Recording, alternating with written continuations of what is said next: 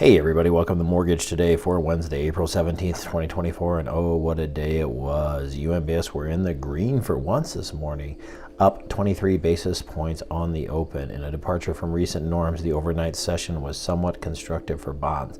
The gains weren't massive, but they were notable for being something other than losses.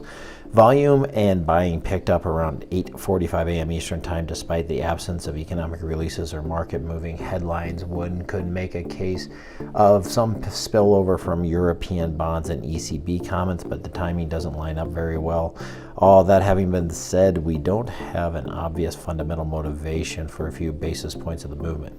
Jerome Powell pulled the rug out from bonds bulls yesterday by acknowledging that inflation is too high and hinting that rate cuts are not coming anytime soon. The punchline is stick a fork in your June rate cut bet. The Fed Fund futures are now seeing one cut this year. My bet is somewhere around the election. The labor market remains very strong as an unemployment rate remains under 4% for the longest period of more than half a century. Federal Reserve Chairman Powell said on Tuesday, even with the strength of the labor market, has been moving into better balance. However, recent data demonstrates that a lack of progress on inflation heading towards the Fed's 2% goal. I guess we'll just ignore the fact that that 2% goal is arbitrary.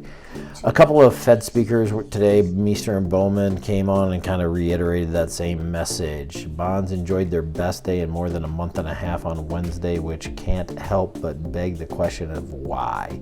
Days like today require a process of elimination and some guesswork. We don't have a big obvious market mover in play in terms of economic data or headlines.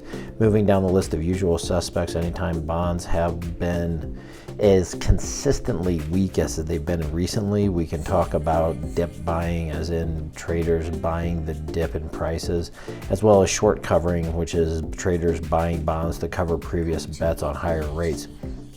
Additionally, we can consider the stock market is in the midst of its biggest correction since last October, and the possibility that some of the stock selling may be turning into bond buying. Either way, the important consideration is that this is only one day and not necessarily a sign of anything new as much as it's a byproduct of things that have already happened. But UMBS closed the day up 48 basis points, and we'll take it where we can get it at this point. So closing up 48 basis points at 99.58. So at 99.58, that puts us right underneath this Fibonacci line at 99.647, which hasn't been terribly strong. It's bounced around that for a while, but we need to get past that so we can get back above that 200-day moving average and get into some better pricing territory.